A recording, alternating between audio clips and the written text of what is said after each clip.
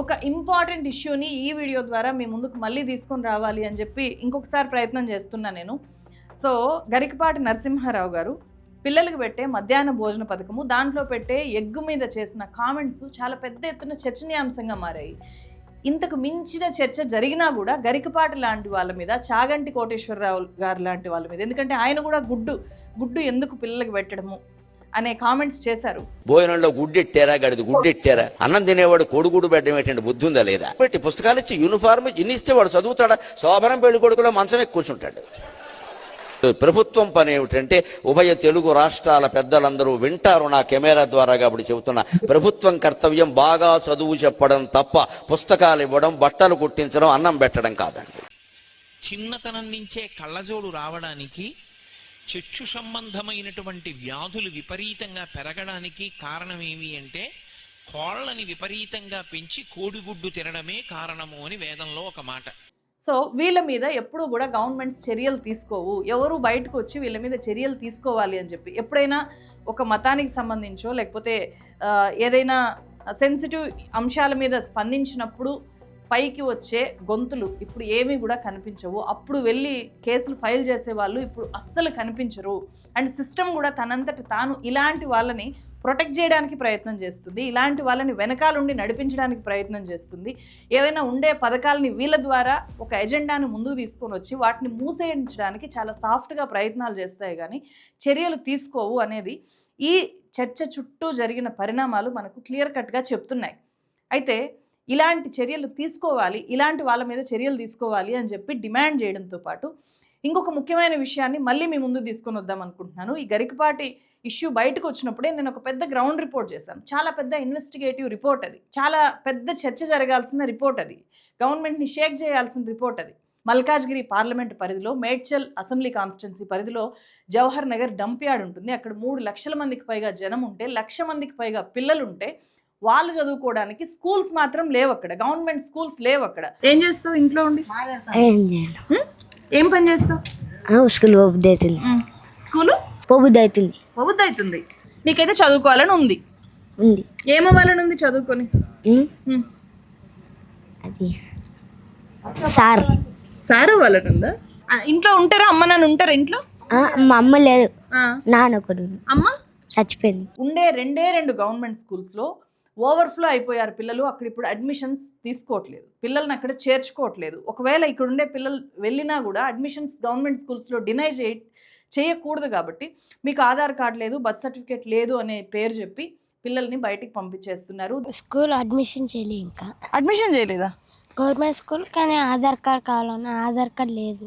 నేను సరిగ్గా చదువుతలేను అని చెప్పి మా మమ్మీని పిలిపించి మేము చక్కగా చదువుతలేదు తీసుకెళ్ళిపోండి అని అన్నారు. మళ్ళీ ఇంకొకసారి వెళ్ళినప్పుడు అడ్మిషన్స్ లేవు, చాలా స్ట్రెంత్ అయిపోయింది అని అన్నారు. దీనివల్ల 1 లక్ష మంది పిల్లలు జవహర్ నగర్ రోడ్ల మీద తిరుగుతున్నారు. నేను అరిచి చెప్పాలనుకుంటున్నా, ఈ విషయాన్ని అందరికీ వినిపించేలాగా చెప్పాలనుకుంటున్నాను. చాలా ఆవేదనగా ఉంది. ఏ క్లాస్ దాకా వెళ్ళావు? ఇక్కడ ఏ క్లాస్ దాకా వెళ్ళావు? నేను చేసిన వీడియోలో చాలా కేస్ స్టడీస్ని మీ ముందు పెట్టాను, ఒక్కసారి దయచేసి చూడండి. ఈ వీడియో చూస్తున్న జర్నలిస్టులకి, కాంటెంట్ క్రియేటర్స్కి, లేకపోతే ప్రతిపక్ష పార్టీల లీడర్లకి నాదొకటే రిక్వెస్ట్, మీరు జవహర్ నగర్కి వెళ్ళండి, అక్కడ ఉండే పరిస్థితుల్ని దయచేసి తెలుసుకోండి, అక్కడ పిల్లల పరిస్థితి ఎట్లా ఉందో దయచేసి తెలుసుకోండి, మీ గొంతు వాళ్ళకి ఇవ్వండి. అండ్ సెలబ్రిటీస్, చాలా ఇష్యూస్ మీద సెలబ్రిటీస్ అప్పుడప్పుడు స్పందిస్తూ ఉంటారు, కానీ ఇలాంటి ఇష్యూస్ మీద ఈ గొంతు లేని పిల్లలకి, నోరు లేని పిల్లలకి మీ వాయిస్ అవసరం. కొంచెం బాధ్యతతో వీడియోలు చేసే వాళ్ళందరికీ కూడా నా రిక్వెస్ట్ ఒకటే, మీరు దయచేసి స్పందించండి.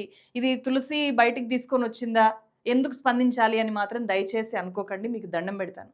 వీళ్ళు స్కూల్ వారు మేమే పోతాం, బాలేనగర్కి పోలేరంట, ఇంటికానే ఉంటారు. ఎందుకు వెళ్ళరు మీరు స్కూల్కి? బాలేనగర్కి వెళ్ళాలి, 6th వెళ్ళాలంటే ప్రాబ్లం అవుతుంది. అవునా? మరి ఇప్పుడు ఏం చేస్తున్నారమ్మా మీరు? ఇంట్లోనే చదువుకుంటున్నాము, ఫోన్లో చూసి చదువుకుంటున్నారా? మీ ఏరియా నుంచి ఎవ్వరు 5వ క్లాస్ తర్వాత స్కూల్కి వెళ్ళట్లేదా? వెళ్ళట్లే. సో ఇక్కడ పిల్లలకి స్కూల్స్ లేకపోవడం వల్ల ఏం జరుగుతున్నాయో చెప్తే నిజంగా పిల్లలు ఉండే వాళ్ళైతే ఏడ్చేస్తారు. పిల్లలు డైరెక్ట్గా క్రైమ్కి బాధితులు అవుతున్నారు, పిల్లలు మత్తు పదార్థాలకి బానిసలు అవుతున్నారు. అమ్మ నా కొడుకు డ్రగ్స్కి బానిస అయ్యాడు అని చెప్పి ఒక మదర్ వచ్చారు. పిల్లలు, ఆడపిల్లల మీద అయితే సెక్షువల్ అబ్యూజెస్ జరుగుతున్నాయి, చాలా పోక్సో కేసులు అక్కడ నమోదయ్యాయి, అండ్ చైల్డ్ మ్యారేజెస్ జరుగుతున్నాయి. ఇది చైల్డ్ మ్యారేజ్ అండ్ సెక్షువల్ అబ్యూస్కి గురైన ఒక పాప ఇల్లు ఇది. 3 పిల్లలు, 2 ఆడవాళ్ళు ఈ ఇంట్లో 3 పిల్లల్ని చూసుకుంటూ ఉంటారు. ఆమె కూడా ఇప్పుడు చెత్త ఏరే పనే చేస్తుంది. పాప వాళ్ళ అమ్మమ్మని పాప వాళ్ళ అమ్మమ్మని పిల్లలు బాగా కావాలని నేను కోరుకుంటానమ్మా. నా పిల్లలు మంచిగా ఉండాలని కోరుకుంటున్నా. తాగి అయినా చచ్చిపోయాడు. తల్లి పట్టించుకోదు ఎక్కువ. ఆమె తాగుపోదు, ఆమె కూడా పట్టించుకోదు. ఆ పాప అయితే చాలా కష్టపడుతున్నాను మేడం నేను. అందు గురించి ఆ పాపని ఏమనుకుంటా అందరూ దయచేసి ఆ పిల్ల మీద దయచేసి ఆ పిల్లని ఏదన్నా ఒకటి మీరు చెయ్యరు. అక్కడ 6th లేదని, ఇక్కడ హై స్కూల్ ఎక్కడ లేదని వెళ్ళలేదు. ఇంట్లో చెల్లెని చూసుకుంటూ ఉండేదాన్ని. పనికి వెళ్ళలేదా ఎక్కడికి? చెల్లి ఉందా? చెల్లె ఎంత వయసు చెల్లికి? 5 years. తమ్ముడు 9 years. ఏమవ్వాలనుకున్నావు నువ్వు స్కూల్కి వెళ్ళి రోజు? పోలీస్. పోలీస్? ఓ వెరీ గుడ్. సో అక్కడ ఉండే ఈ పిల్లలంతా ఎవరి పిల్లలు? ఖచ్చితంగా అది డంప్ యార్డ్ కాబట్టి అక్కడ మొత్తం కూడా అక్కడ ఎవరు ఏం చేస్తున్నా చెత్త చుట్టూనే వీళ్ళ జీవితాలు ఉంటాయి. చెత్త సేకరించడం, దాన్ని అమ్ముకోవడము, అట్లాంటి షాపులే అక్కడ ఉంటాయి. వీళ్ళ జీవితాలంతా కూడా ఈ చెత్త, దాని చెత్త సేకరణ, వీటి చుట్టూ ముడిపడి ఉన్న జీవితాలు. అబ్బాయిలు అయితే ఇంకా కామన్గా కనిపించేది బాల కార్మికులుగా ఉంటారనమాట. ఈ పిల్లలకి చాలా చాలా పెద్ద డ్రీమ్స్ ఉన్నాయి, కానీ ఏమీ అవ్వలేరు. అంటే నువ్వు స్కూల్కి వెళ్ళేటప్పుడు అనుకొని ఉంటావు కదా, నేను పలానా అవ్వాలని. ఏమనుకున్నావు అట్లా? పోలీస్ అవ్వాలనుకున్నా, బట్ ఉండాలిగా పైసలు కూడా. అంత దూరం పోయే ఓపిక లేక ఇంట్లోనే కూర్చున్నాం. దగ్గరలో కాలేజ్ ఉంటే? దగ్గరలో కాలేజ్ అంటే కంటిన్యూ చేసేటప్పుడు.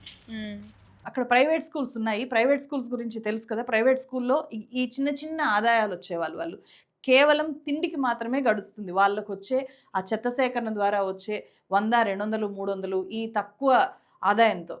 సో ఆ డబ్బులతో ప్రైవేట్ స్కూల్స్లో ఈ పిల్లల్ని చదివించలేరు. చాలా ప్రేమ ఉంటుంది కదా, ప్రైవేట్ స్కూల్లో అయినా నా బిడ్డను చదివిద్దాము అని చెప్పి చేర్చినా కూడా 1 నెల 2 నెలలు ఫీజులు కడతారు. ఆ తర్వాత ఫీజులు కట్టలేని పరిస్థితిలో పిల్లల్ని మళ్ళీ బయటికి పంపించేస్తారు వాళ్ళు. మళ్ళీ వీళ్ళు అదే ర్యాగ్ పికింగ్లో, అంటే పేరెంట్స్తో పాటు చెత్త ఏరడానికి వెళ్తారు, లేకపోతే ఇంట్లోనే ఉంటారు, తిరుగుతూ ఉంటారు రోడ్ల మీద. ఇలాంటి కండిషన్లో పిల్లలు ఉన్నారు అక్కడ. ఇది చాలా ఎమర్జెన్సీ, చాలా డేంజరస్ కండిషన్లో అక్కడ పిల్లలు ఉన్నారు. కాబట్టి నెక్స్ట్ అకాడమిక్ ఇయర్ స్టార్ట్ చేసేలోపు ఒక్క బిడ్డ కూడా బయటికి తిరగకుండా వాళ్ళు సేఫ్గా చదువుకునేలాగా, ఆరోగ్యకరంగా బతికేలాగా, ఆరోగ్యకరంగా వాళ్ళకి మంచి ఫుడ్ అందేలాగా, వాళ్ళు బాగా చదువుకొని ఎదిగేలాగా వాళ్ళకి దగ్గరలో స్కూల్స్ ఏర్పాటు చేయాలి. ఇప్పటికే గవర్నమెంటు ఆకునూరు మురళి గారు విద్యా కమిషన్ చైర్మన్ అయిన తర్వాత అక్కడ ఒక స్కూల్ని, తాత్కాలిక స్కూల్ని కూడా ప్రారంభించారు. సో కానీ మిగిలిన ఏరియాస్లో స్కూల్స్ దగ్గరలో లేవు. స్కూల్ దగ్గరగా లేకపోవడం అనేది ఇక్కడ సమస్య. ఎక్కడికో దూరంగా గవర్నమెంట్ స్కూల్ ఉంటే అక్కడికి పంపించలేరు, ఎందుకంటే కనీసం పిల్లల్ని డ్రాప్ చేయలేరు, పికప్ చేసుకోలేరు. 4-5 కిలోమీటర్ల దూరంలో స్కూల్స్ ఉంటే, స్కూల్స్ ఏర్పాటు చేస్తే అది ఖచ్చితంగా వర్కౌట్ అవ్వదు. ఈ పిల్లలు ఉండే దగ్గరలోనే చిన్న చిన్న స్కూల్స్ ఏర్పాటు చేయాలి. తెలంగాణలో 1 ఇయర్లోనే దాదాపు 2000 స్కూల్స్ మూతబడ్డాయి, పిల్లలు లేరు అని చెప్పి. అట్లాంటిది ఇక్కడ 1,00,000 మంది పిల్లలకు పైగా ఉన్నారు, కానీ వీళ్ళు చదువుకోవడానికి స్కూల్ లేదు. సో నర్సరీ నుంచి 12th దాకా ఈ పిల్లల్ని సేఫ్గా చదివించే గవర్నమెంట్ స్కూల్స్ అక్కడ ఎక్కువగా రాగలిగితే మాత్రము ఆ పిల్లల తలరాత కంప్లీట్గా మారిపోతుంది. చాలా షార్ప్నెస్ ఉండే పిల్లలు వాళ్ళకు ఒక ఇన్స్టిట్యూషనల్ పరిష్కారం కావాలి. ఈ ఇష్యూని వెంటనే అసెంబ్లీలో డిస్కస్ చేయాలి.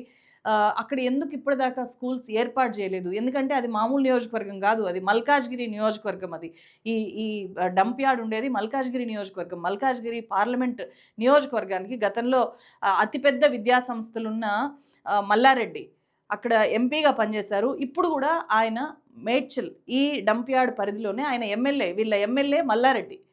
అండ్ గతంలో ఇప్పుడు విద్యాశాఖ మంత్రి కమ్ సీఎంగా ఉన్న రేవంత్ రెడ్డి నియోజకవర్గం అది. ఆయన ముఖ్యమంత్రి అవ్వక ముందు దాకా కూడా ఆయన ఈ పిల్లలకి ఎంపీ అయినా సరే స్కూల్స్ రాలేదు. అలాగే ప్రజెంట్ అక్కడ ఎంపీ ఎవరు? ఈటెల రాజేందర్ గారు, అయినా సరే స్కూల్స్ లేవు.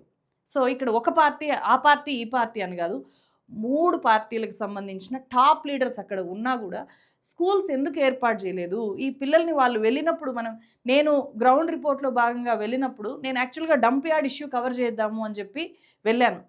కానీ ఇక్కడ ఇంతమంది పిల్లలు ఎక్కడ చూసినా పిల్లలే కనిపిస్తూ ఉంటే అది డంప్ యార్డ్ ఇష్యూని పక్కకు పెట్టేసి ఈ ఇష్యూని మెయిన్గా నేను ప్రొజెక్ట్ చేయడం జరిగింది. ఇది చాలా పెద్ద ఇష్యూగా నాకు అనిపించింది. సో ఒక్క బిడ్డ కూడా చదువు అందకుండా పక్కకి వెళ్ళిపోకూడదు వాడి జీవితము అనేది మనకు రాజ్యాంగం చెప్తుంది. అందుకే మనం ఆర్టికల్ 21A ప్రాథమిక హక్కుల్లో విద్యను చేర్చుకున్నాము. ప్రతి బిడ్డ రైట్ ఈ రైట్స్ అక్కడ వైలేట్ అవుతున్నాయి. స్వయంగా గవర్నమెంట్ ఇక్కడ వైలేట్ చేస్తుంది. అక్కడ స్కూల్స్ ఏర్పాటు చేయకపోవడం వల్ల, వాళ్ళకు ఉచిత విద్య అందించకపోవడం వల్ల, అక్కడ స్కూల్స్ ఒకవేళ 1-2 స్కూల్స్ ఉన్నా కూడా వాళ్ళకి ఆధార్ కార్డు లేదు, బర్త్ సర్టిఫికేట్ లేదు అనే కారణాలతో వాళ్ళకి అడ్మిషన్ ఇవ్వకపోవడం వల్ల దారుణంగా గవర్నమెంట్ ఇక్కడ పిల్లల హక్కుల్ని వైలేట్ చేస్తుంది. దానికి సమాధానం చెప్పాలి గవర్నమెంట్. సో పిల్లల గురించి మాట్లాడే వాళ్ళు చాలా చాలా తక్కువైపోయారు. అండ్ ఇలాంటి రిపోర్ట్స్ చేసే మీడియా ఆర్గనైజేషన్స్ కూడా లేవు. మెయిన్ స్ట్రీమ్ మీడియా కూడా ఇలాంటి ఇష్యూస్ని కవర్ చేయట్లేదు. కాబట్టి చాలా 2-3 రోజులు కష్టపడి అక్కడికి వెళ్ళి దాదాపు 1 రోజుల పైన అయిపోయింది నేను ఆ వీడియో రికార్డ్ చేసి. దాన్ని అందరికీ అర్థం అవ్వాలి ఈ ఇష్యూ అని చెప్పి చాలా జాగ్రత్తలు తీసుకొని ఎడిట్ చేసి నేను మీ ముందు పెట్టాను.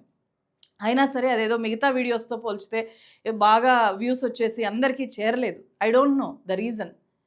చాలా తక్కువ మంది చూశారు. నా మిగతా వీడియోస్తో పోల్చితే చాలా తక్కువ వ్యూవర్షిప్ వచ్చింది. అందుకే నేను ఇంకొక వీడియో చూసి ఇది అట్లా వదిలేయాల్సిన సమస్య కాదు, ఇప్పటికి కూడా నేను వదిలేదలుచుకోలేదు. అక్కడ పిల్లలకి ఖచ్చితంగా స్కూల్ రావాలి. స్కూల్ వచ్చేదాకా మనం ప్రశాంతంగా ఉండలేం. నిజంగా పిల్లల పట్ల కన్సర్న్ ఉండే వాళ్ళు ఎవరు కూడా ప్రశాంతంగా ఉండలేరు, ఉండకూడదు గవర్నమెంట్ కూడా అని మళ్ళీ చెప్తూ, ఈ వీడియో చూస్తున్న కాంటెంట్ క్రియేటర్స్ కానీ, యూట్యూబర్స్ కానీ, జర్నలిస్టులు కానీ మీ అందరికీ నా ఒకటే రిక్వెస్ట్, జవహర్ నగర్కి వెళ్ళండి మీకు వీలైతే, లేకపోతే నా వీడియో చూడండి, చూసి మీరు మీ ఛానల్స్లో అప్లోడ్ చేయండి, పిల్లల వాయిస్ని వినిపించండి, గవర్నమెంట్ని క్వశ్చన్ చేయండి.